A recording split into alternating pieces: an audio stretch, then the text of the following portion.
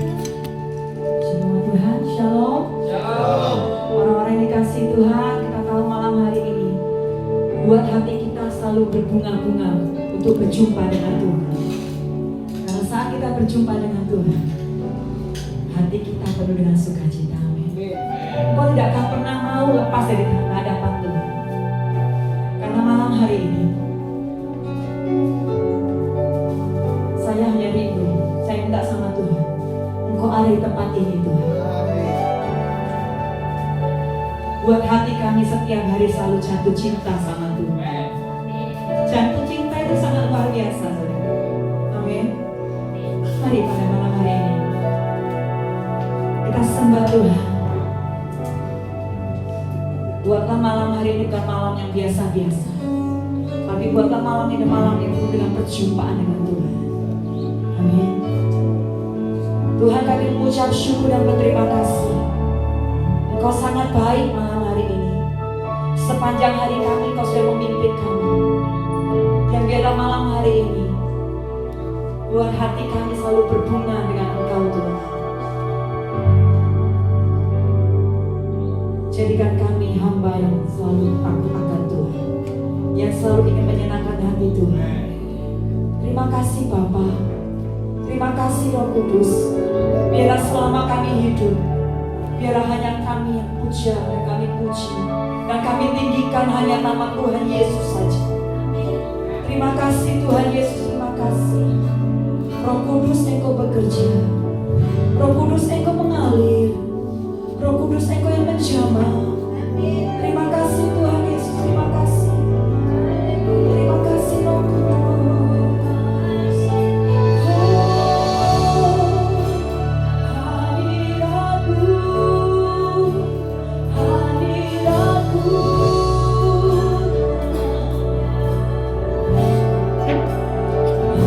Hadiratmu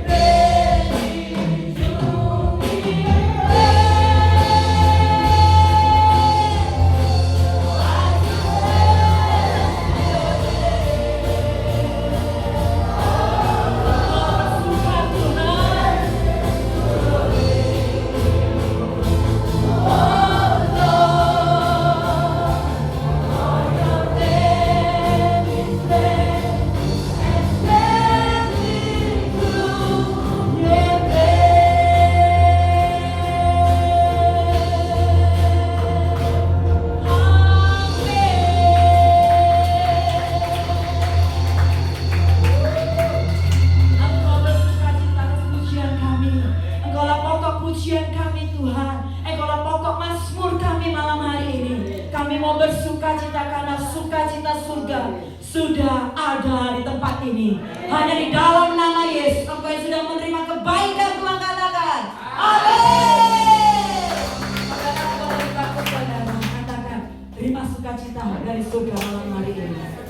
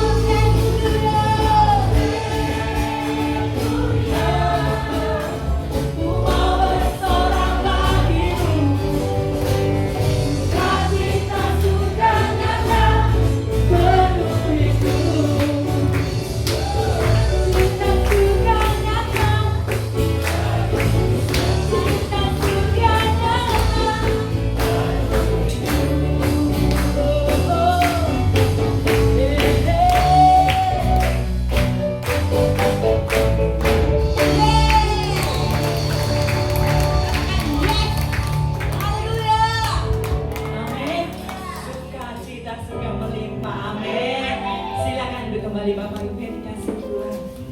Aduh, yang sudah berkeringat siapa ya? Coba lambaikan. Ada yang sudah berkeringat, itu berarti arti Roh Kudus aku sukacita yang mengalir. Amin. Meskipun panas di luar, tapi panasnya kita panasnya Roh Kudus. Amin. Karena itu yang menggerakkan kita untuk bersukacita. Amin. Haleluya. Malam hari ini kita percaya bahwa kita adalah orang-orang yang dibentuk Tuhan serupa dengan Tuhan. Amin. Kita dibentuk di dalam kandungan ibu kita, sebab Tuhan mempunyai rencana-rencana yang indah dalam hidup kita. Amin. Mari kita sama-sama, biarlah Tuhan menjadi pengatur hidup kita. Hari-hari ini tidak semakin baik, itu kata dunia. Tetapi kata Tuhan, hari-harinya anak Tuhan selalu Tuhan bawa ke dalam rumput yang hijau, di mana terdapat berkat-berkat Tuhan yang melimpah. Karena orang yang takut sama Tuhan dan melekat dengan pokok anggur, berkat itu akan mengalir. Amin. Terima kasih Tuhan. Mari sama-sama yang sudah bisa lagu ini, kita sama-sama belajar. Amin. Kita sama-sama menikmati hadirat Tuhan lebih dalam lagi. Thank you Tuhan. Thank you Lord Jesus. Terima kasih buat kebaikan-Mu. Terima kasih buat anugerah-Mu. Engkau yang membentuk buah pinggangku, menenunku dalam kandungan ibuku. Mata-Mu telah melihat hari-hari hidupku, sebelum satu pun ada. Engkau yang mengatur jalan hidupku, menuntunku dalam setiap langkahku. Mata-Mu telah melihat hari-hari hidupku, semuanya dalam tangan-Mu. Ku sembah Kau Tuhan, ku sembah Kau Yesus, Pencipta dan pengatur hidupku. Kaulah segalanya di dalam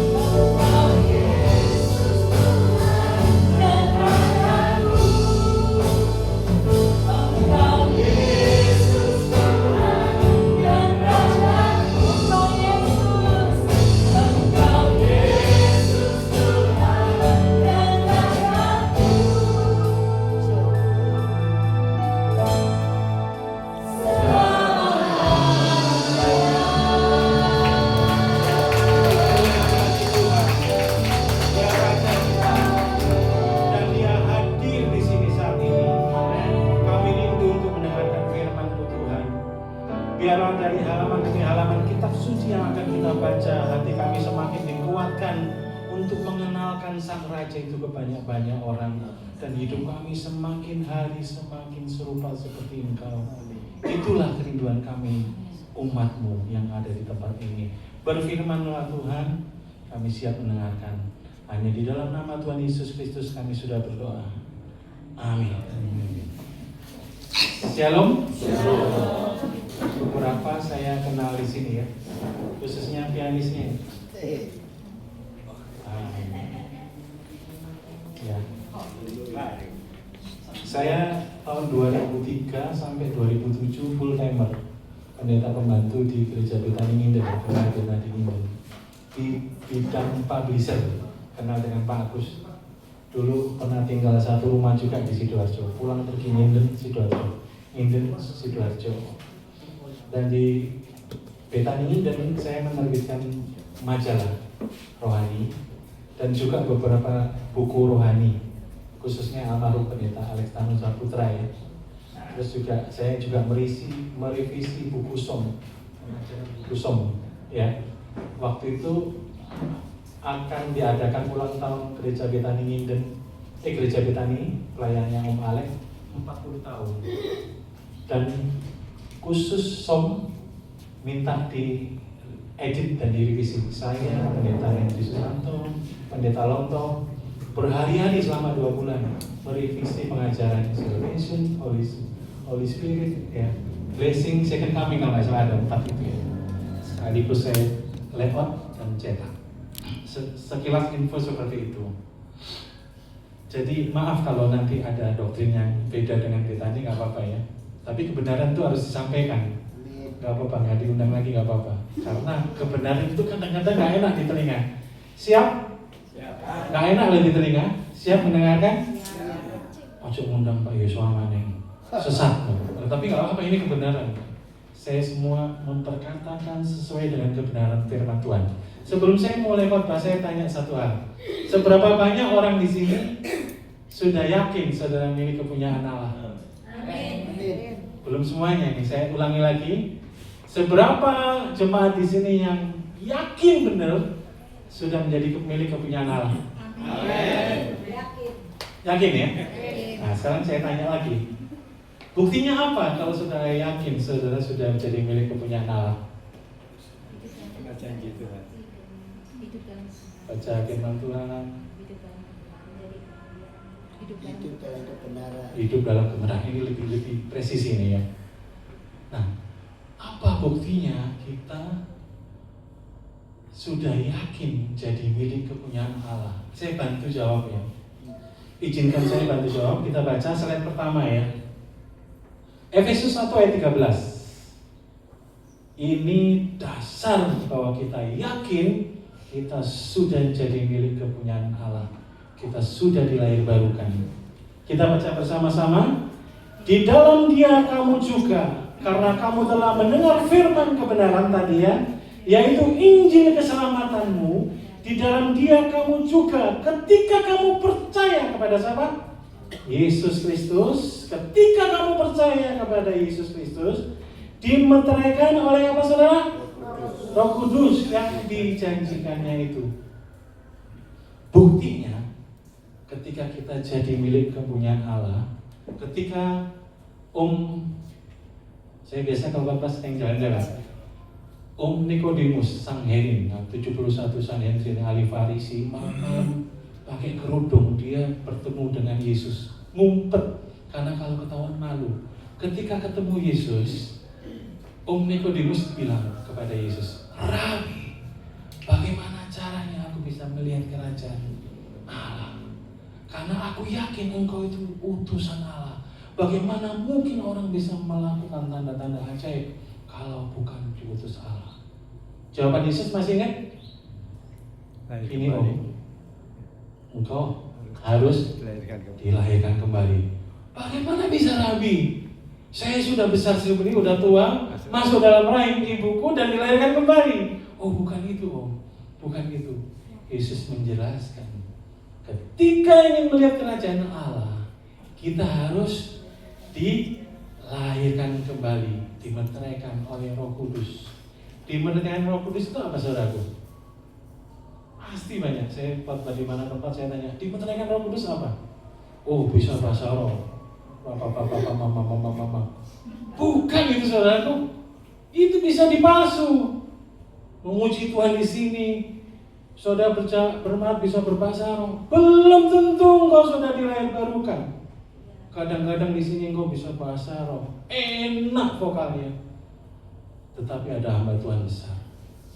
Dari umur 9 tahun, seorang sekolah minggu diperkosa sampai usia berapa ya? 20. Minggu di mimbar dia berbahasa roh. Tetapi murid sekolah minggunya diperkosa. Apakah bahasa roh yang keluar di mulutnya itu tanda dia sudah dilahirbarukan? Coba jawab. Bukan tandanya kau bisa berbahasa roh. Tidak, itu karunia. Dan Paulus menulis 9 karunia itu bahasa roh. Ditaruh karunia yang paling bontot. Dan ada temennya. Apa itu? Menafsirkan bahasa roh. Ini gak enak ya, tapi gak apa-apa ya. Boleh percaya, boleh tidak. Tapi harus saya sampaikan supaya firman ini nyampe kepada saudara. Bisa melihat apa? Buka 1 Korintus 14 ayat 19. Paulus pun melihat kekacauan tentang bahasa roh. Ingat ya, bahasa roh bukan tanda engkau sudah dilahirbarukan. Tetapi dalam pertemuan jemaat, lebih suka aku mengucapkan 5 kata yang dapat dimengerti untuk mengajar orang lain juga daripada kamu beribu-ribu kata dalam apa? Bahasa roh. Paulus yang nulis ini loh. Karena di kota Korintus terjadi perpecahan dalam gereja, sehingga banyak status budak namanya verdem. Budak-budak itu berbahasa roh. Tujuannya apa? Ketoroani. Aku bisa bahasa roh. Supaya apa saudaraku? Status budak mereka dibebaskan. Ini pura-pura. Dan Paulus mengerti betul kepura-puraan ini, kekacauan ini. Sehingga Paulus memberikan standar bahwa mengucapkan bahasa roh ini harus seorang demi seorang, maksimal 3. Nanti baca aja di rumah. Nanti kalau tak terus nanti buyar gereja ini. Karena mungkin lain doktrinnya. Tapi nggak apa-apa ya Pak Yusman ya. Saudara baca coba 1 Korintus 14 ayat 23. Saya kasih dua ayat saya rasa cukup. 1 Korintus 14 ayat yang 23. Jadi kalau seluruh jemaat berkumpul bersama-sama dan tiap-tiap orang berkata-kata dalam bahasa lidah, bahasa roh, lalu masuklah orang-orang atau orang-orang yang tidak beriman, tidakkah mereka katakan kamu? Ini Paulus yang ngomong dulu.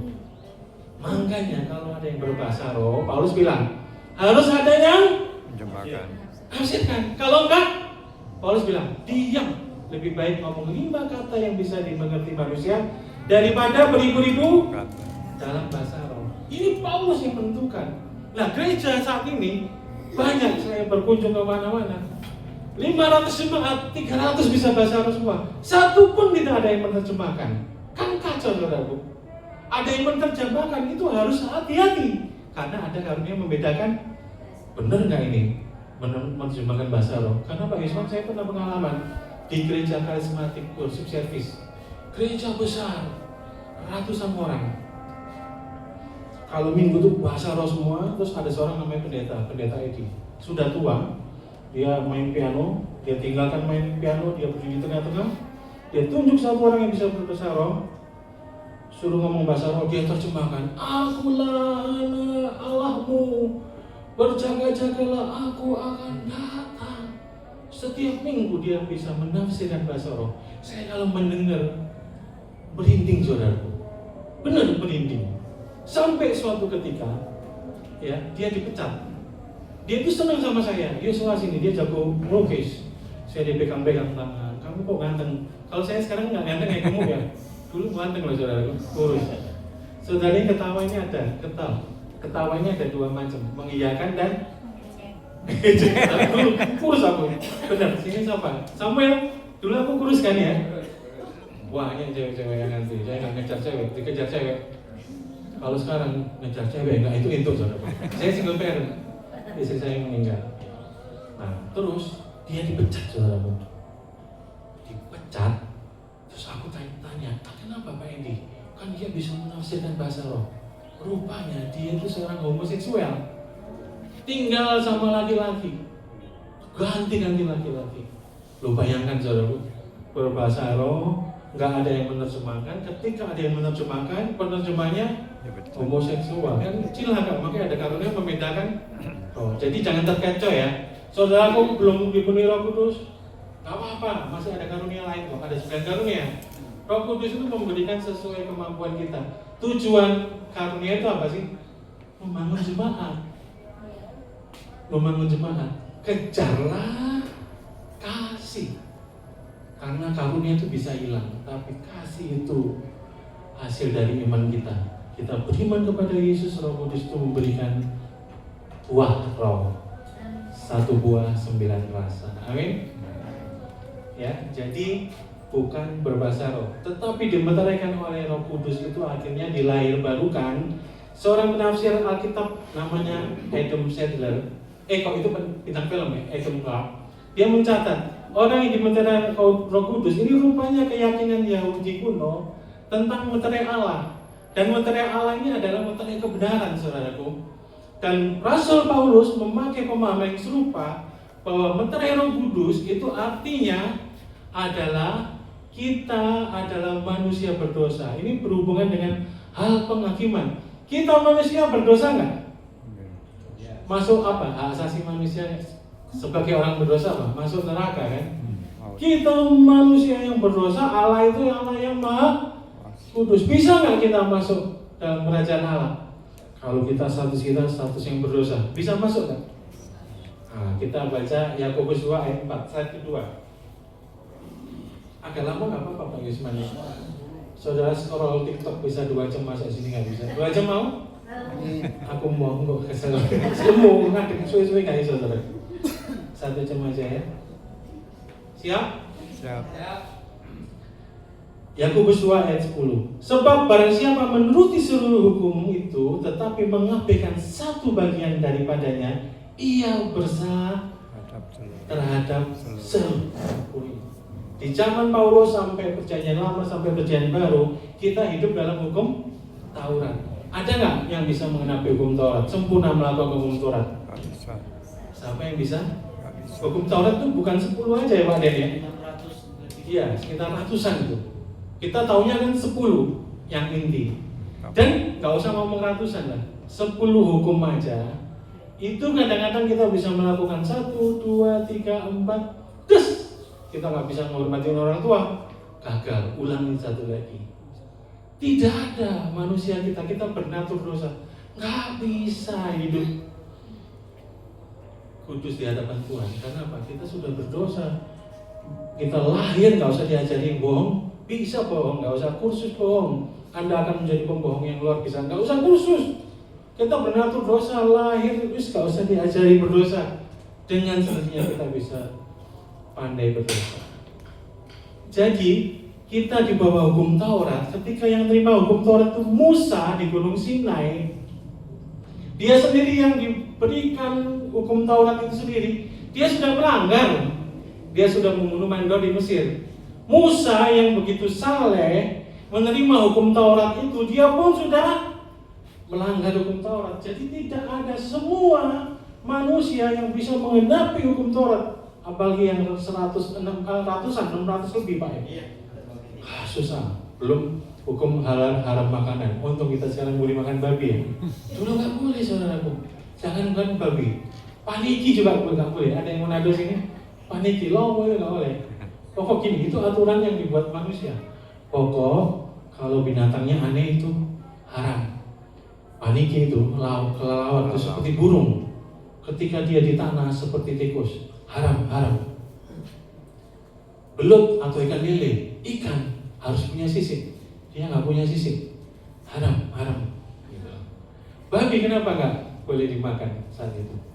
Kalau orang Subang itu banyak cacing pita. Zaman dulu orang nggak tahu ada cacing pita ya, belum ada mikroskop. Oh binatang jorok sekali. Sudah dimandiin pakai sabun pun dikeluarkan ada beletokan, main beletok. Haram. Padahal lumayan saudara. Enak. Ya. Itu kita pasti melanggar. Jadi tidak ada manusia di dunia ini yang bisa sempurna kecuali di dalam Yesus Kristus. Pak Din bisa minta tolong. Pak Din di sini. Satu orang bisa jadi alat peraga. Gak apa-apa ya kayak dulu semua saudara pulang biar ngerti. Ini Tuhan Yesus. Iya Pak, ini gak apa-apa. Tuhan Yesus gak tipu saya. Tuhan ini Sang Maha Kudus. Kita manusia yang berdosa. Kamu lihat Tuhan Yesus. Kamu lihat. Ini Yesus Kristus. Allah mau pelana. Berdiri sini. Di tengah-tengah sini melihat ke arah Allah. Ini Tuhan Yesus. Saya manusia berdosa, saudara. Bisa nggak perbuatan baik kesalahan saya bisa masuk surga? Ya, saya bilang, perbuatan baik dan kesalahanmu ibarat kain kotor yang compang-camping. Gak bisa Sang Maha Kudus. Kita yang tidak kudus, yang berdosa bisa berjumpa. Gak bisa. Ada dosa memisahkan kita. Kita nggak bisa bertemu dengan Allah. Perlu pendamaian. Juru damai itu adalah Yesus Kristus. Tangannya gini deh. Iya, berinkarnasi jadi manusia. Boleh silakan duduk. Yesus. Oke. Dia mati di kayu salib, berinkarnasi menjadi daging, menjadi manusia untuk dimuliakan. Tetapi dimuliakan dengan jalan salib. Dia naik ke salib, mengorbankan dirinya. Sehingga kita yang tadi statusnya berdosa kan, kita tidak suci loh. Tuhan itu suci karena ada Yesus. Allah memandang Yesus. Sehingga kita bisa diperdamaikan dengan Allah. Beri kemuliaan nama Tuhan. Ketika kita percaya pada Yesus, Yesus itulah kegenapan hukum Taurat. Hanya Yesus yang bisa menggenapi hukum Taurat karena Dia Allah sendiri yang mengambil numpang manusia. Hanya dengan percaya kepada Yesus, kita bisa bertemu dengan Allah. Kita bisa melihat kerajaan Allah melalui diri Yesus. Jadi dimeteraikan oleh Roh Kudus itu artinya, tandanya ingat ya, bukan kita suka nyumbang gereja, kita suka bantu orang miskin, kita bisa berbahasa roh enggak. Cirinya kita sudah dimeteraikan oleh Roh Kudus, sudah dilahir barukan. Ketika kita percaya kepada Kristus, kita dimeteraikan oleh Roh Kudus. Roh Kudus itu memeteraikan kita dengan jalan mempertemukan dengan Yesus, dan Roh Kudus itu membimbing kita sehingga kita dibenarkan, dikuduskan, ya, kita diakui sebagai orang yang bertobat, beriman, dibenarkan, dikuduskan, dan dalam hidup kita dipastikan hidup dalam kebenaran dan kesucian Allah. Itu tandanya orang sudah dilahirkan dengan Roh Kudus. Nah, ini agak berat, nggak apa-apa ya. Ini agak berat karena ini ada Latin-Latinnya, saudara. Bisa slide berikutnya, slide keempat. Saudaraku, ketika kita percaya kepada Yesus, Yesus kan menebus dosa kita nggak? Amin. Dosa masa lalu, dosa masa kini, ya, maka akan datang pun diampuni. Ketika kita percaya dengan Roh Kudus, kita bisa berbuat dosa nggak? Kalau tanya Pak Yusman pasti udah tahu. Bisa nggak? Nah, apa gunanya kita percaya kepada Yesus, tapi hidup kita jatuh terus dalam dosa? Dosa itu mendatangkan maut nggak, saudaraku? Semua dosa? Nah, tapi ini ada ayat nih. Ini nggak usah, ini saya lewatin. Nanti malam pulangnya. Langsung yang keempat aja. Ternyata ada loh dosa yang nggak mendatangkan maut. Semua dosa, upah dosa adalah maut. Semua dosa apa sih akibatnya? Tapi ini kok enggak, saudaraku? Yohanes 1, Yohanes 5 ayat 16 berbunyi demikian. Kalau ada seorang melihat saudaranya berbuat dosa, yaitu dosa yang tidak mendatangkan maut, bingung masih ya? Nanti saya jelaskan. Hendaklah ia berdoa kepada Allah, dan Dia akan memberikan hidup kepadanya, yaitu mereka yang berbuat dosa yang tidak mendatangkan maut. Bingung nggak, saudara? Ini ada kaitannya alat peraga tadi, makin supaya nanti pulang mancep. Slide selanjutnya, slide kelima. Jarang diajarin di gereja tentang status kita ketika kita percaya kepada salib Kristus, ketika kita dimeteraikan Roh Kudus. Status kita tadi kan berdosa kan? Ketika kita percaya kepada Yesus, percaya benar kepada Kristus, dosa kita di masa lalu, masa kini, bahkan sampai nanti mati dosa kita tidak diperhitungkan Tuhan. Ketika kita belum percaya kepada Kristus, semua dosa itu mendatangkan maut. Tetapi kita percaya kepada Yesus, ternyata ketika benar-benar dilahirbarukan seperti Nikodemus, ternyata dalam kenyataan kita sering jatuh dalam dosa kan? Tapi ternyata kabar baiknya, dosa itu tidak diperhitungkan Tuhan. Beri kemuliaan. Itu statusmu ketika engkau benar-benar lahir baru, engkau percaya kepada Kristus, benar-benar ada tandanya nanti ya syaratnya. Ketika engkau percaya kepada salib Kristus, benar-benar percaya ketika itu Roh Kudus membenarkan kita dikuduskannya sehingga hari-hari kita dijamin oleh Kudus karena Dia menuntun. Engkau akan dibenarkan hidup dalam kebenaran. Karena Allah itu sang Allah, Dia akan membimbing kamu ke jalan yang benar.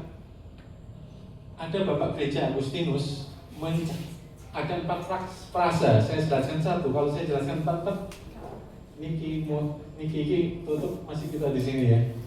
Posse non peccare adalah istilah teologi Latin yang berarti dapat tidak berbuat atau memiliki kemampuan untuk tidak berdosa. Ketika kita percaya kepada sang kebenaran itu, percaya kepada Yesus. Tadinya status kita kan status berdosa kan? Dosa apapun kita lakukan pasti mendatangkan. Ketika indahnya ini, ketika kita percaya kepada Kristus, posse non peccare, status kita bukan status menjadi budak iblis, budak dosa, kita dikuasai, dibelenggu setan, enggak. Kita menjadi milik Kristus. Maka tadi saya ngomong, saudara yakin dimiliki Kristus? Yakin. Langsung angkat tangan, jangan mikir. Karena status kita bukan orang berdosa lagi. Status kita adalah posse non peccare, dapat tidak berbuat dosa. Status ini seperti status Adam di Taman Eden. Taman Eden itu statusnya Adam ini posse non peccare, dapat tidak berdosa, mampu tidak berdosa. Tapi Adam bisa jatuh dalam dosa kan? Ketika dia jatuh harus pengampunan, Kristus harus datang. Tapi karena Kristus itu Dia disalib untuk sekali dan selamanya sampai kita mati pun Dia akan mengampuni kita. Ketika kita terima Yesus, status kita adalah orang tidak berdosa. Secara de jure-nya ya. Secara de jure status kita benar-benar lahir baru. Nanti ada tandanya orang lahir baru kayak apa? Status kita adalah tidak dapat atau mampu tidak berdosa ketika kita benar-benar dilahirbarukan Tuhan. Secara de jure, secara hukumnya ya. Tapi secara kenyataannya, secara waktu kita masih sering jatuh dalam dosa, benar kan? Tapi kabar baiknya, dosa itu tidak diperhitungkan Tuhan. Tapi ojo sang enak yang balik-balik dosa itu. Karena inilah adalah ciri pertama orang dilahirbarukan. Ya, bukan dia berbuat baik, dia menginjil, dia apa, dia bisa berbahasa, dia bisa kabarnya kesembuhan, itu nggak ada gunanya. Ciri pertama orang ada dilahirbarukan adalah ketika dia jatuh dalam dosa, dia melakukan dosa yang tidak mendatangkan maut, ada perasaan Tuhan ampuni aku. Dia langsung datang perasaan penderitaan, mengecewakan Tuhan, langsung buru-buru minta ampun kepada Tuhan. Kalau statusnya orang berdosa, dosa dibalik-balik terus. Bedanya orang dilahirbarukan, ada dosa yang kita hidupi, kita benar-benar minta ampun, rasa menyesal. Karena status kita bukan status berdosa lagi. Kita adalah orang yang tidak berdosa. Meskipun secara manusia di dunia kita masih daging, kita masih berdosa. Kedua adalah ciri orang yang sudah dilahirbarukan adalah dia benar-benar cinta firman Tuhan. Saudara yang baca tadi ibu bilang baca firman Tuhan. Siapa yang baca firman Tuhan? Gak usah baca firman. Sering dengar khotbah di YouTube siapa?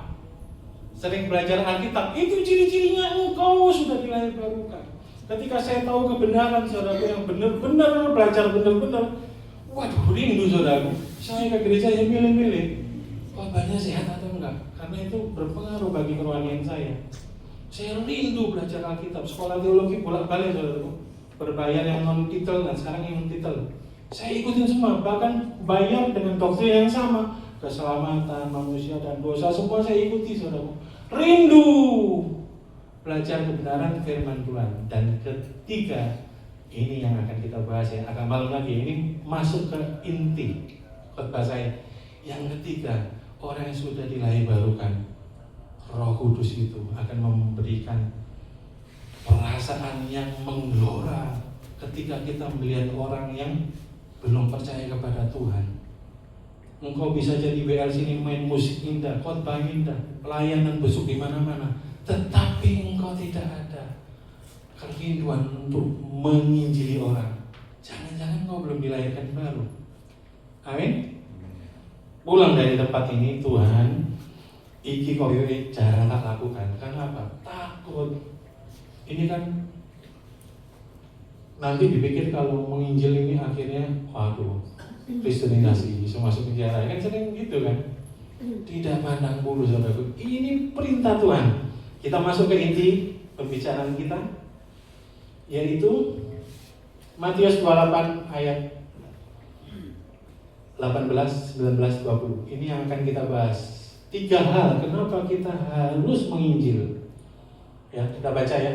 Yesus mendekati mereka dan berkata, "Kepadaku telah diberikan kuasa di surga dan di bumi. Karena itu pergilah, jadikan semua bangsa muridku dan baptiskan mereka dalam nama Bapa dan Anak dan Roh Kudus, dan ajarilah mereka melakukan segala sesuatu yang telah aku perintahkan kepadamu. Dan ketahuilah, aku akan menyertai engkau dengan akhir zaman."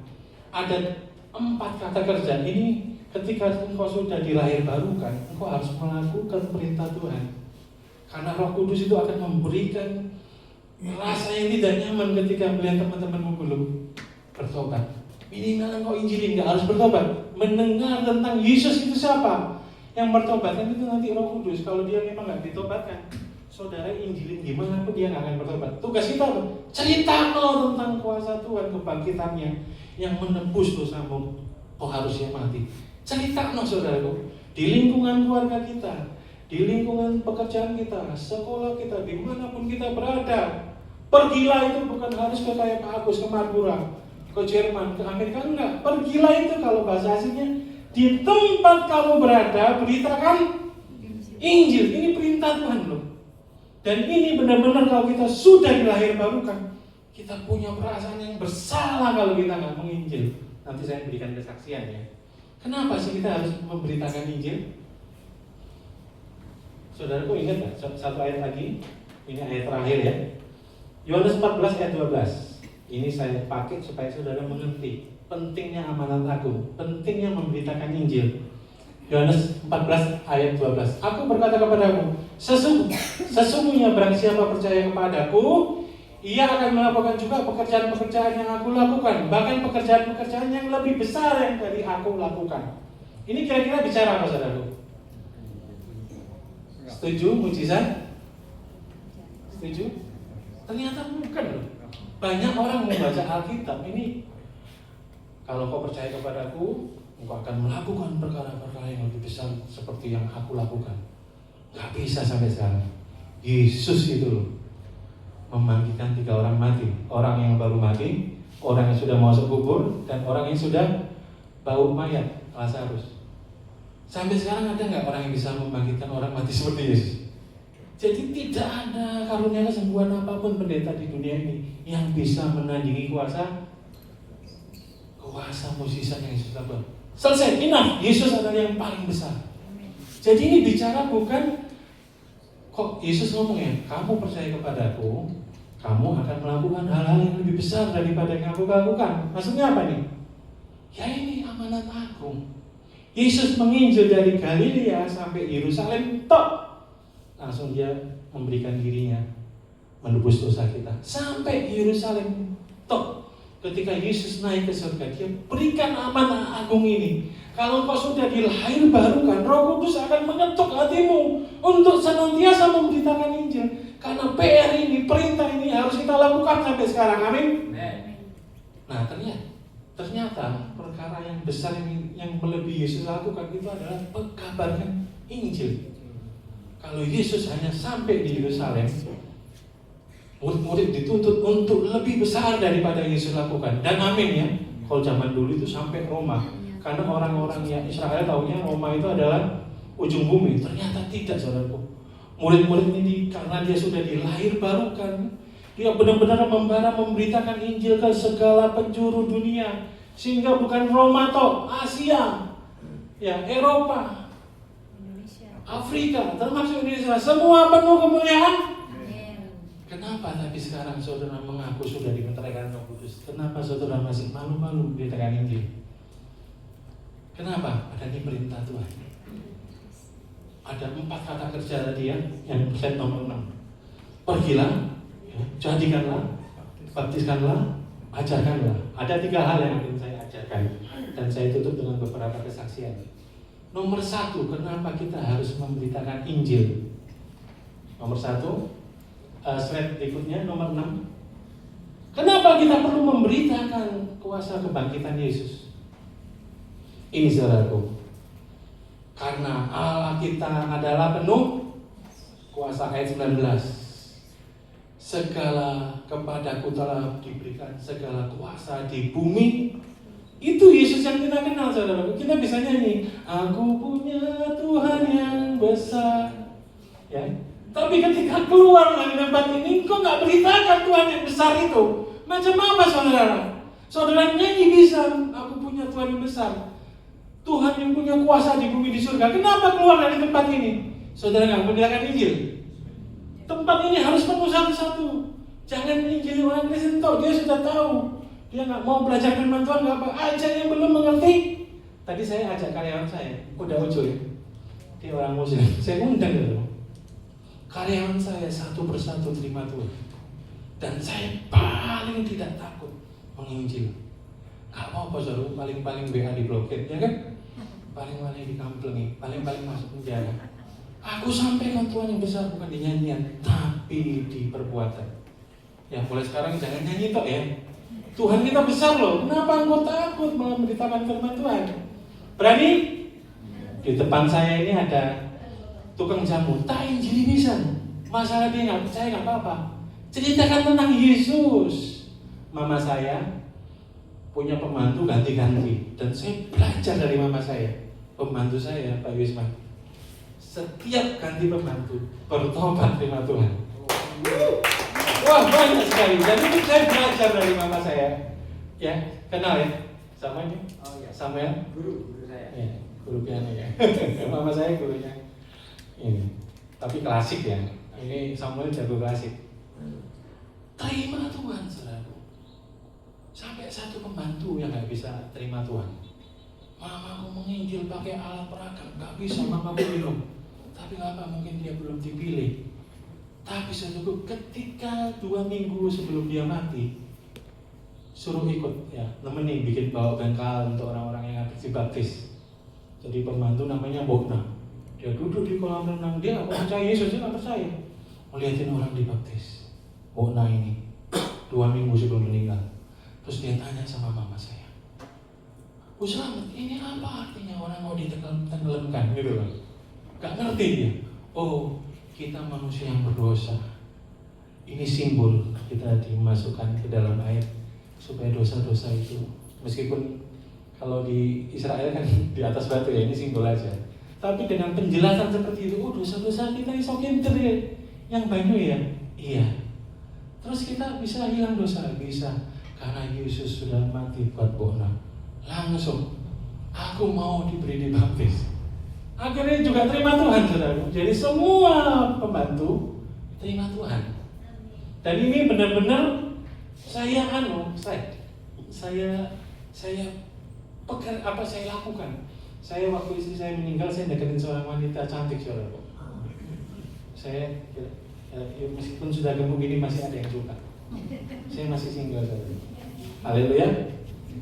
Namanya Ne ini saudara. Orang Lasem kan keluarga priayi ya. Waduh Yos, kamu nikah sama aku, syaratnya kamu harus jadi mualaf. Ya ampun.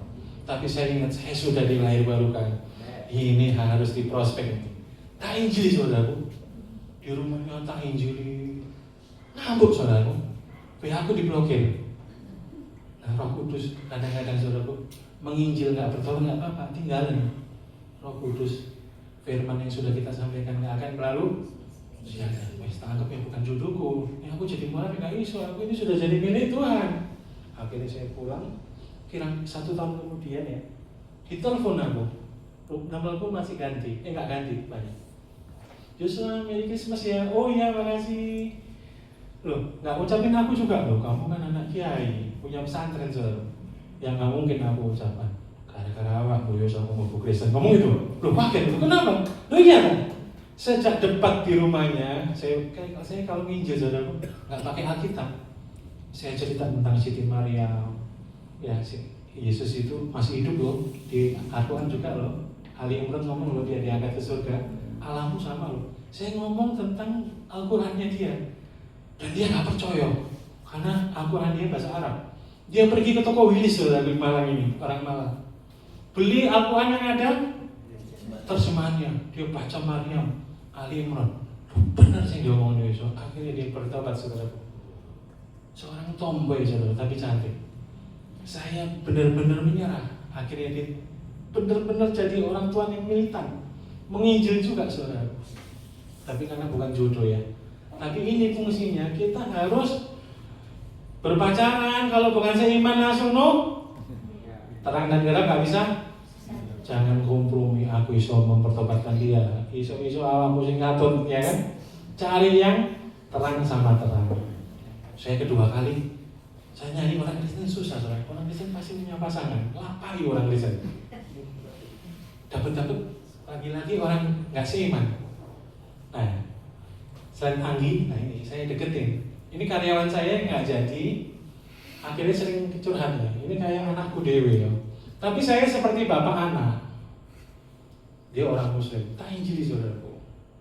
Suatu saat aku disambati. Cowok itu banyak yang deketin dia. Aku seperti orang bapak, tak nasihati. Ayo saudaraku, ya.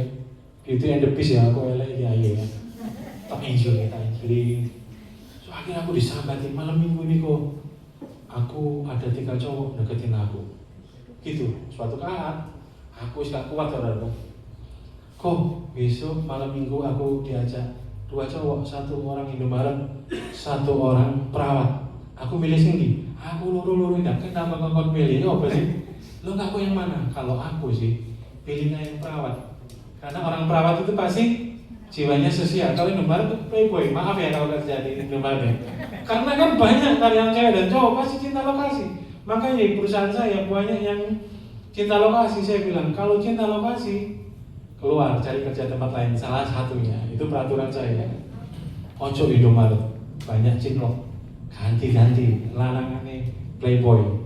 Oh iya ya, tapi aku lebih seneng yang Indomaret. Lah aku bingung kan jauh. Aku tak suruh perawat nggak gelem, tapi suruh milih giring ke perawat. Aku bingung saudaraku. Tak jawab ini guyon. Ya wes kamu sekarang kasih pilihan. Besok Sabtu kan, pilih perawat, Indomaret atau Koko. Saya ngajukan diri. Ini guyon saudaraku. Diseriusin saudaraku. Besok dibalas. Kalau milih sih di antara ketiganya, aku pilih Koko. Oh saya kayak melayang saudaraku. Seperti melayang-layang karena dia saling sekali. Ini jangan ditiru ya, ini contoh kesaksian. Dan saya ingat terang dan gelap gak bisa. WA-nya statusnya bahasa Arab saudaraku. Aku sendiri gak semua cowok. Kita injilisin oleh pacaran. Karena terang dan gelap gak bisa bersatu. Ya wis kamu santai aja, jangan pacaran dulu. Yuk ikut konser yuk. Saya ajak konser saudaraku. Konser itu kemana saudaraku? Ya ke gereja. Gereja. Aku nggak gelem ketoro nih minggu kan, tak ajak ke Yesoya, tak ajak ke mana Bethlehem. Ketahuan ini pasti konser Abu Rohani. Tak ajak yang hari Sabtu Pak. Ada lembah dieng kan, di lembah dieng ada kan jam ayo konser. Oh senang lagu apa Bu? Lagu cenderung pop gitu. Bojo-bojo titik apa nih bojo? Kan dosa tidak mendatangkan maut, amin.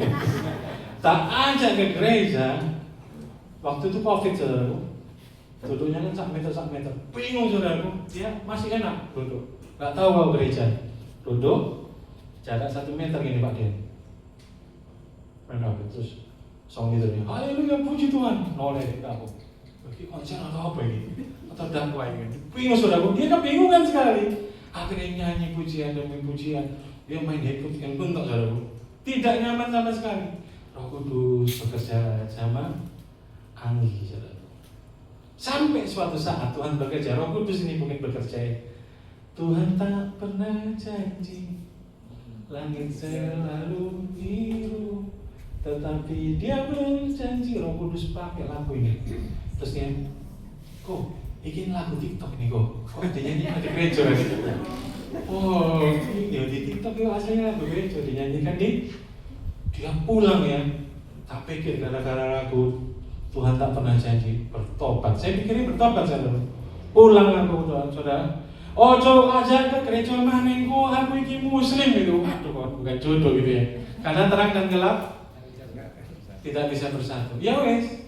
Sepanjang perjalanan pulang saya injili saudaraku dia tentang siapa Yesus itu. Gagal main gereja. Terus ya udah, memang bukan jodoh, bukan kita nggak pacaran.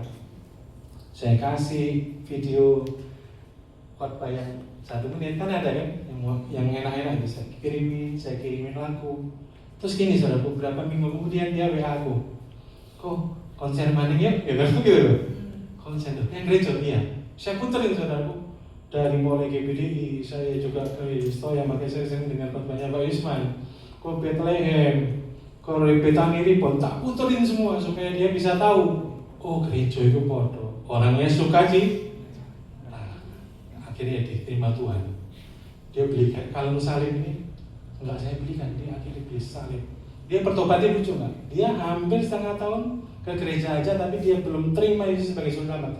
Tapi dia benar-benar isinya iPhone-nya itu lagu rohani itu. Dia benar-benar sudah membuka diri, tapi belum berikrar. Ikrarnya awal tahun baru saudaraku. Tahun baru, kalau saya bilang ibadah perjamuan suci jangan ngambil sih, jangan ngambil kalau belum terima Yesus. Terus awal tahun, ibadah awal tahun dia ngomong, kok aku kayaknya percaya kepada Yesus, Yesus Tuhan. Aku mau ngambil roti. Dia ambil roti perjanjian, kan ada ayatnya. Ayatnya, janganlah kamu takut, janganlah bimbang. Yesaya itu ya. Sebab akulah Allahmu. Di gereja itu awal tahun itu dia nangis. Dia nangis. Aku percaya Yesus itu adalah Allah. Sampai hari ini dia percaya Yesus. Meskipun ketika mau tak nikahi, mamanya nggak setuju karena mamanya masih nggak apa-apa. Yang penting jiwa sudah. Meskipun bukan jodoh, satu jiwa. Ini saudaraku penting sekali. Ada satu lagi kesaksian saya. Saya ngasih kesaksian supaya saudara tahu, bukan aku ngomong toh. Nama ada seorang tukang namanya Pak Bagus. Istrinya telepon saya, tolong Pak Yosua, bojoku kate mati disantet orang. Tuh, aku bingung kan. Tak parani saudara ke rumahnya. Celek. Ternyata udah manggil dukun. Dia kayak orang mati pucet. Enggak dibangun lah. Tak goyang-goyang Pak Bagus nggak sepi. Pak Bagus. Dukunnya aku nggak berani doa kan karena kan tak kasih kesempatan dukunnya sih kan. Di posok-posok pakai minyak. Tak teloki gitu. Nggak bisa. Perempuan dukunnya nggak bisa. Dikerjain. Dukunnya pergi baru aku beritakan Injil. Tak injili. Istrinya pakai kerudung. Bu, aku ini dukun, tapi aku punya Allah yang bisa menyembuhkan Pak Bagus. Gak apa-apa wis, doano wis. Kristen ya. Pak Yosua Kristen ya doano Pak, yang penting bojoku iso tangi. Itu udah 2 hari disuapin merem gitu. Sekarang orang mati saudaraku. Saya pikir iki jangan-jangan kena demam berdarah atau tipes gitu kan. Pikiranku seperti itu, katanya dikerjain teman kerjanya. Terus saya doakan aja. Ibu beriman ya kepada Bapak, tak suruh doa ikut Tuhan Yesus, tak tumpang tangannya. Itu saya cuma bisa menginjil. Yang bisa menyembuhkan Tuhan saya, Tuhan Yesus. Berdoa saja Bu, Allahku bisa menyembuhkan. Saya beriman seperti itu saudaraku. Gak lama besoknya ditelepon saudaraku, Pak Bagus iso tangi Pak Yus. Melo aku sekarang ke gereja. Jadi anak Tuhan. Amin. Coba kalau waktu itu saya nggak mau memberitakan firman Tuhan, dia nggak percaya kepada Yesus Kristus. Amin. Bisa nggak keluar dari tempat ini? Jangan kau ngomong aku punya Allah yang besar, tetapi keluar dari sini kita kacer nggak mau ngomong. Karena apa saudaraku? Slide ke-6. Karena Allah kita itu memerintahkan kita untuk kita mengabarkan Injil. Yang kedua, perintah Tuhan. Dan ketiga, kenapa kita perlu memberitakan Injil? Ini terakhir ya. Sama tutup 2 kesaksian supaya saudara benar-benar iman saudara dikuatkan. Kenapa kita perlu mengabarkan Injil? Ini perintah Tuhan. Selain perintah Tuhan, ternyata kita kadang-kadang kan minta penyertaan Tuhan, betul nggak? Tuhan sertai aku. Ternyata saudaraku nggak usah cari cara apapun supaya kita disertai Tuhan. Ketika kita mengabarkan Injil, penyertaan Tuhan, melakukan segala sesuatu dalam perintahkan kepadamu, dan ketahuilah aku menyertai kamu senantiasa. Sampai ketika apa penyertaan Tuhan itu menyertai kita? Ketika engkau mengabarkan pernyataan Tuhan, sekonyong-konyong akan menyertai engkau. Gak usah nyari penyertaan Tuhan. Ketika engkau mengabarkan Injil, penyertaan Tuhan itu seketika. Saudaraku, mengabarkan Injil, kenapa perlu disertai Tuhan? Karena yang kita lawan tidak kelihatan roh jahat. Makanya Tuhan perlu membackup dengan penyertaannya yang ajaib ketika kita memberitakan Injil. Ketika engkau memberitakan Injil, iblis santai-santai aja, men. Iblis nggak nganggung engkau, rumah tanggamu nggak dikorat-karit, ekonomi nggak dikorat-karit.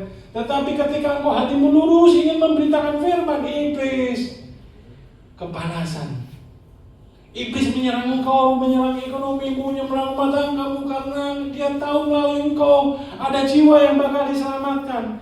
Jadi iblis menyerang kita dan Tuhan berjanji, engkau akan kusertai ketika engkau mengabarkan Injil. Amin saudaraku. Kita disertai Allah langsung ketika mengabarkan Injil. Ingat ya, berani? Saya tutup dengan 2 kesaksian. Nongseng, ada seorang penginjil dari Inggris, dia ke Meghalaya, India, sebelah utara India. Dia menginjili sebuah suku, tapi nggak percaya saudaraku. Dari semua suku itu, bukan ini, nggak ada kabarnya. Saya cari di internet nggak ada. Pendeta dari Inggris ini menginjili satu keluarga, suami istri sama 2 anak, bertobat terima Yesus. Semua suku yang lain nggak mau terima Yesus. Sampai akhirnya dia bertahun-tahun menginjil, akhirnya dia meninggalkan daerah India itu. Dan dia sudah memenangkan 4 jiwa, suami istri dan anaknya 2. Wah, melalui suami istri dan anaknya 2 ini, tambah lagi satu keluarga, makin banyak. Dan mulailah kepala suku itu gerah. Langsung Nongseng dan kedua anaknya ditaruh di tengah-tengah lapangan, disaksikan semua suku, ini kisah nyata. Disaksikan semua suku, istrinya dibunuh saudaraku. Kau harus tinggalkan Yesus. Nongseng ngomong ini lagunya sampai ada lagunya, mengikut Yesus keputusanku. Ya, kalau kau nggak bisa meninggalkan yang kau percaya Yesus itu dewamu itu, tak bunuh istrimu. Mengikut Yesus keputusanku. Aku nggak mungkin ingkar. Di depan matanya tombak itu menusuk-nusuk istrinya sampai mati. Lebar-lebar. Dia tetap, Nongseng ini tetap percaya kepada Tuhan. Ada ceritanya di YouTube, lihat ya, Nongseng.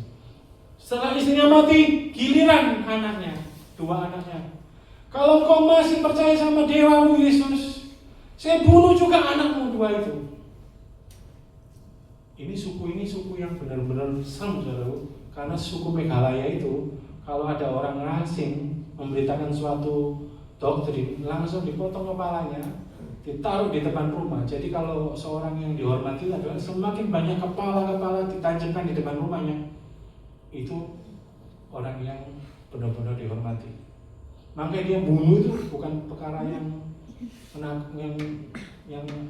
apa ya, gak manusiawi. Dibunuh anaknya, ditombak-tombak. Nongseng ngomong, mengikut Yesus keputusanku, ku tak akan gentar. Anaknya dibantai di depan matanya saudara.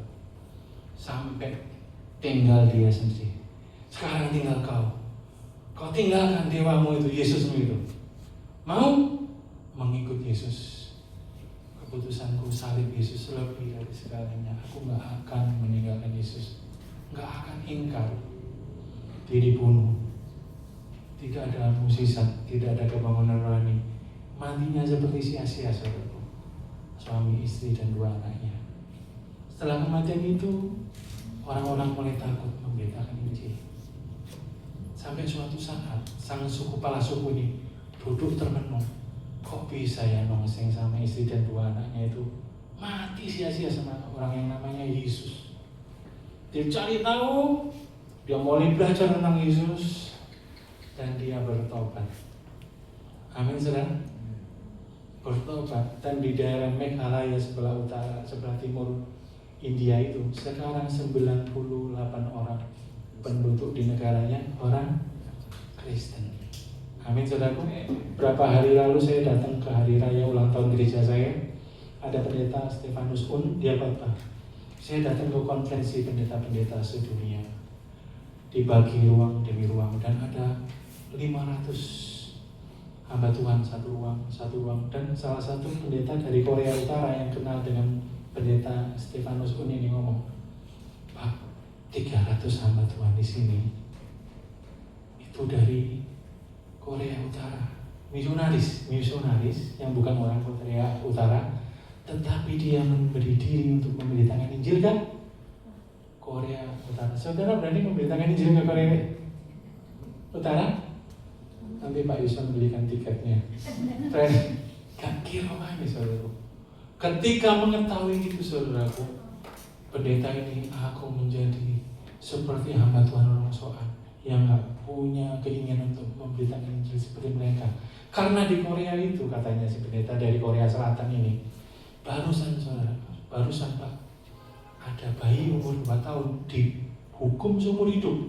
Di Korea Utara itu, bayi 2 tahun dihukum seumur hidup. Karena apa? Bapak ibunya sudah mati, dihukum karena ketahuan ada Alkitab, saudara. Di dalam rumahnya ketahuan Alkitab, bapak ibunya dibunuh. Anaknya dihukum seumur hidup. 300 pendeta itu, bayangkan, saudara. 300 pendeta itu pulang pergi kayak Surabaya Malang ke Korea Utara. Ada yang jadi bankir, ada jadi guru, ada jadi mungkin seniman. Berbagai profesi mereka menyamar bekerja di Korea, tapi tujuannya cuma satu, menjalankan amanat agung ini, memberitakan jiwa-jiwa. Gak sembarangan loh, mereka siap kepalanya dipancung, saudara. Mereka siap mati demi Kristus. Orang-orang seperti ini, 300 hamba Tuhan yang kurang pergi Korea Utara, ini hamba Tuhan yang sudah benar-benar dilahirbarukan.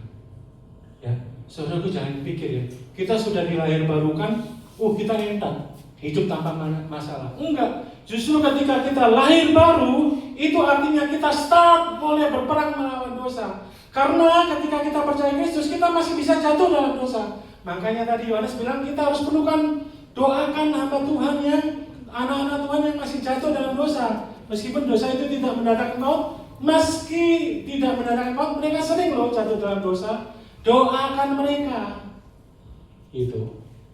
Seperti itu, saudaraku. Jadi mulai saat ini, Tuhan, pulang dari gereja ini, aku mau seperti orang-orang Korea itu. Kepada orang-orang di dekat kita, kita siap menginjil, saudaraku. Saya tutup dengan sebuah kesaksian supaya memberkati firman Tuhan saya ini. Saudara, kalau memang tadi sudah yakin milik kepunyaan Kristus, keluar dari tempat ini, jalankan perintah Tuhan ini. Saya tutup dengan sebuah cerita ya, kepanjangan ini rupanya, sudah mulai ngantuk nih, ada yang ngantuk. Ada pendeta David Platt 1921, dia hidup di Swedia. Dia diberikan suatu kerinduan untuk menginjil di Afrika, saudaraku. Nah ini, suami istri David Platt dan istrinya Swesia ini ada di YouTube ceritanya.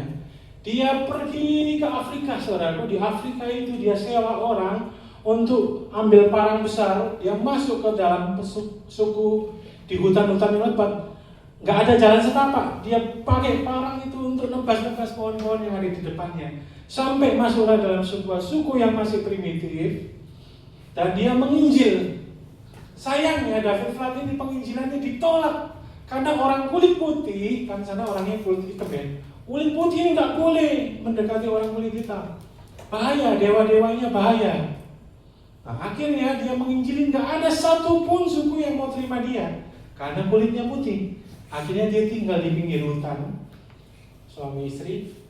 Dia bawa anaknya 3 tahun dan istrinya mengandung. Dia terus menginjil, nggak ada yang mau tobat.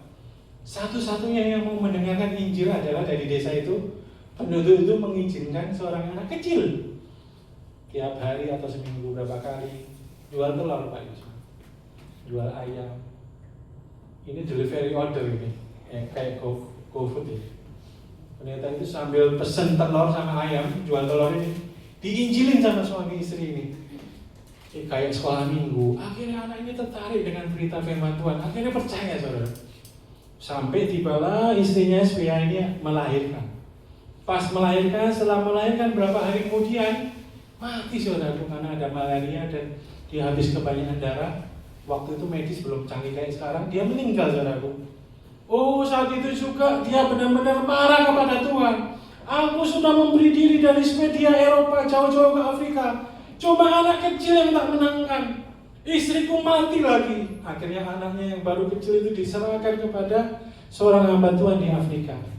Namanya Pendeta Erikson. Itu pun Pendeta Erikson mati diracun oleh kepala suku.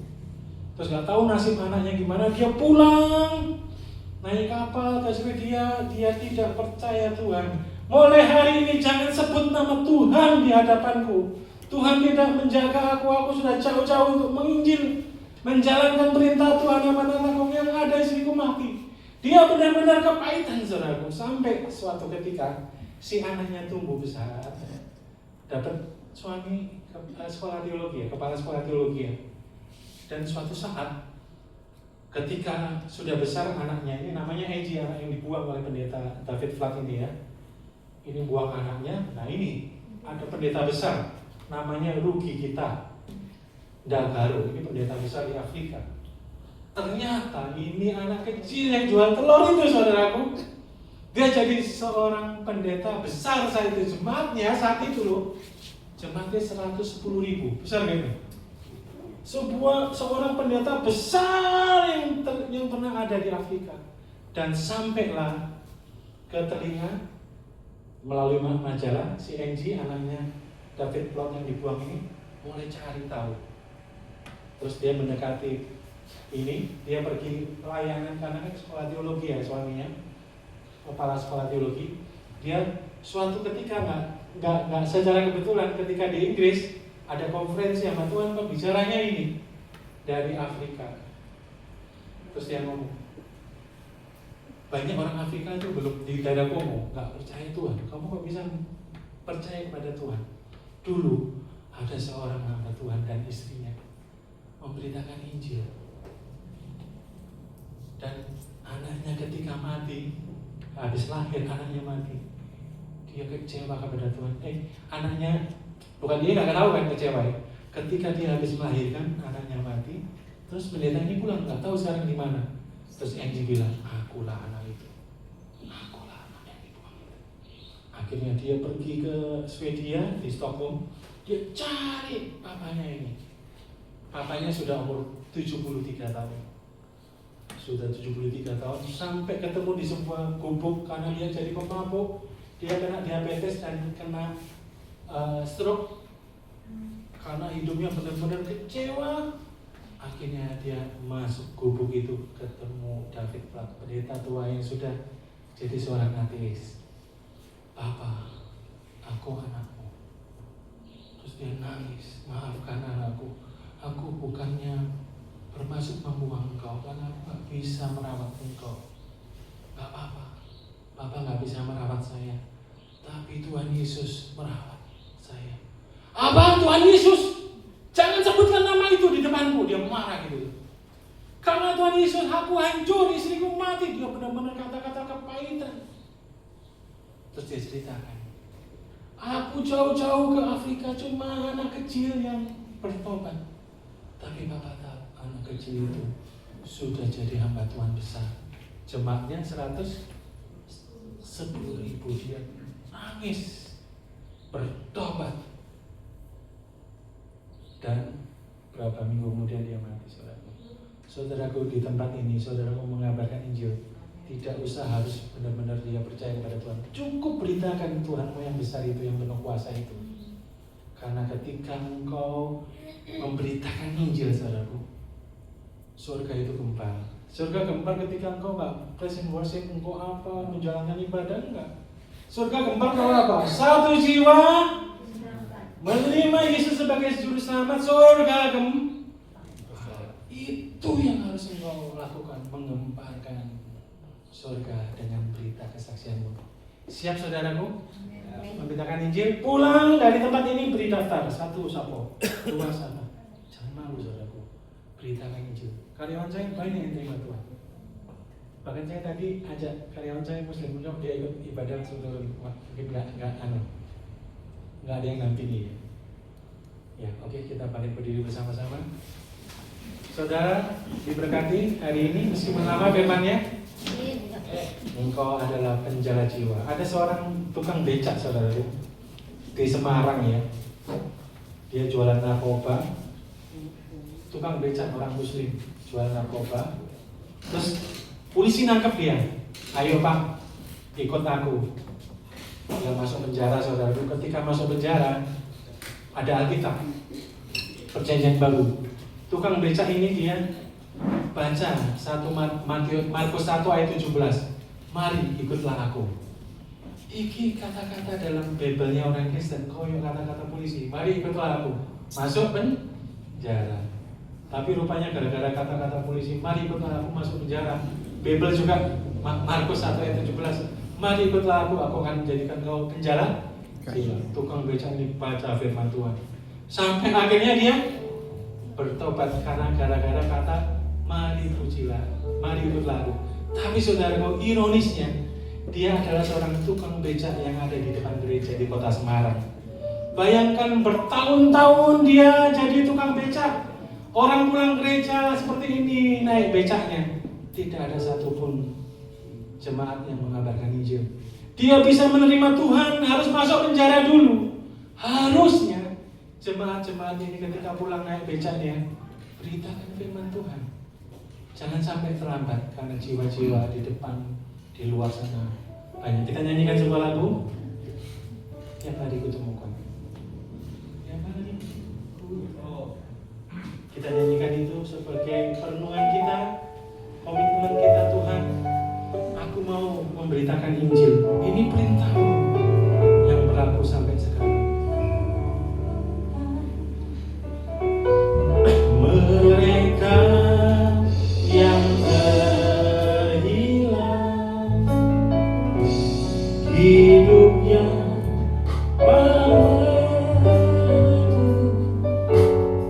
arah tujuan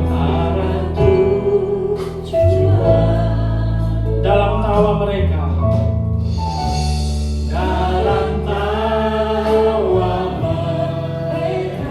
tersimpan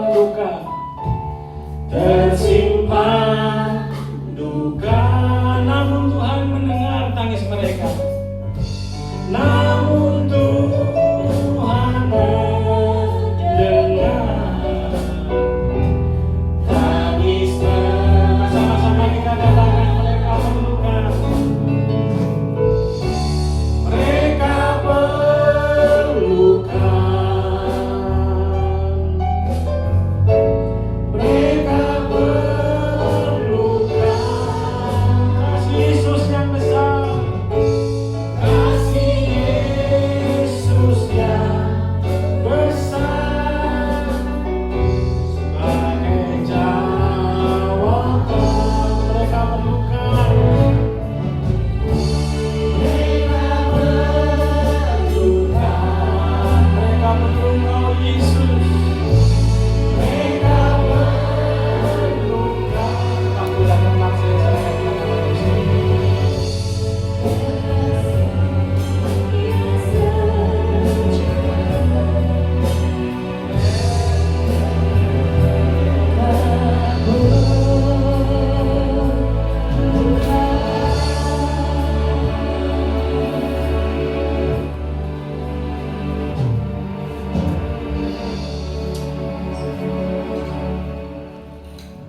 Silakan duduk, saudara.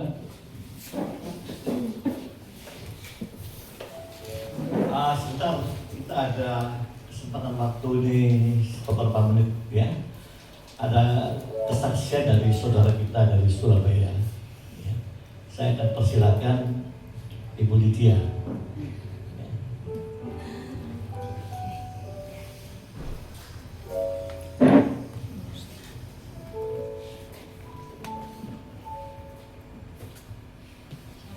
Saudara-saudara seiman,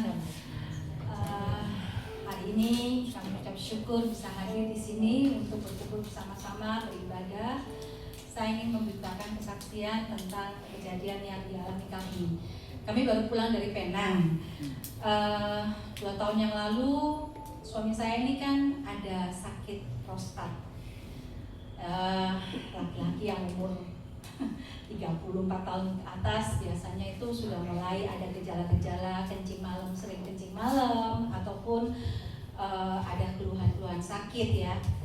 Nah, suami saya 2 tahun yang lalu didiagnosa kanker ganas. Waktu kami melakukan pemeriksaan di Surabaya, itu PSA-nya agak tinggi. Lalu kami periksakan ke Rumah Sakit Adventist di Penang. Dan waktu dilakukan MRI, katanya dokter kanker ganas. Dokter yang memeriksa urologis juga bilang kemungkinan kanker ganas. Tapi kami berdoa dan kami berserah kepada Tuhan saat dokter bilang 75% adalah kanker ganas. Saya menangis, saya shock dengan result hasil itu.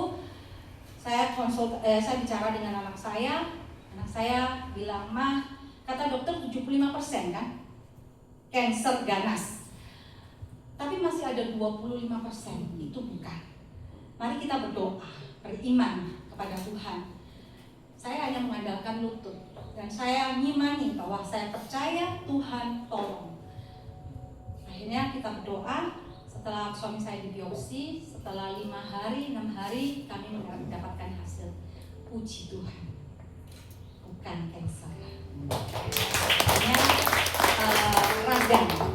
Nah, selama itu kami menunggu. Setelah 2 tahun kemudian kami kembali ke rumah sakit yang berbeda dengan dokter yang berbeda. Lalu kemarin tuh terpaksa karena Bapak pancaran kencingnya sudah mulai tersendat-sendat sehingga kami lakukan operasi. Nah, puji Tuhan saat kami masuk ke sana segala sesuatunya kayaknya Tuhan itu sudah membukakan jalan. Yang tadinya mau ketemu dokter tersebut itu agak sulit, sampai ada yang bilang kamu ini lewat pampers ya bisa masuk gitu cepat ketemu dokter tersebut. Kami juga berdoa kepada Tuhan sih saat kami memilih dokter untuk mengoperasi Bapak. Kebetulan ada saudaranya juga barusan operasi dan semua baik. Nah, setelah Bapak dilakukan operasi semuanya kelihatannya Tuhan itu menuntun dan membukakan jalannya. Saat kita berdoa, kita berharap sama Tuhan, itu Tuhan menunjukkan jalan-jalannya. Jadi semuanya itu begitu mudah, semuanya itu gampang. Puji Tuhan, kami saat bertemu dengan dokter ini, dokter itu memberikan positif ya, bukan seperti dokter yang sebelumnya. Jadi dokter ini memberikan kita kayak positif, oh kamu punya PSA naik turun, saya mencoba memeriksa dan segalanya. Dia bilang saya rasa mungkin bukan kanker. Jadi dengan besar hati kami lakukan operasi dan begitu cepat gitu loh. Akhirnya tadinya sebenarnya harus MRI dulu, harus di biopsi dulu baru dokter berani lakukan operasi. Tapi seakan-akan kayak Tuhan itu menunjukkan jalan yang baik, yang lebih cepat, yang lebih baik, efektif. Kita percaya dan yakin percaya. Dan waktu Pentakosta beberapa waktu yang lalu, saya itu waktu berdoa dalam roh ya, itu saya merasakan bahwa 2 tahun ini kayak kita ini diperbudak dengan perasaan 25% ini masih mungkin. Setelah biopsi itu dokter masih bilang, saya yakin kalau seumpama saya biopsi sampai tidak ada kanker ganas, saya tidak akan percaya dengan biopsi ini. Saya akan lakukan biopsi ulang. Tapi saya bersyukur bahwa setelah hasil biopsi keluar, dokter bilang, ya saya yakin dengan hasil saya 75%. Tapi masih ada 25% kemungkinan adalah kanker. Jadi selama 2 tahun ini kita bergumul. Pada akhirnya kemarin yang lalu setelah waktu Pentakosta saya berdoa, Tuhan seperti menunjukkan pada saya, suamimu tuh gak ada cancer. Kenapa kamu masih yakini hal itu?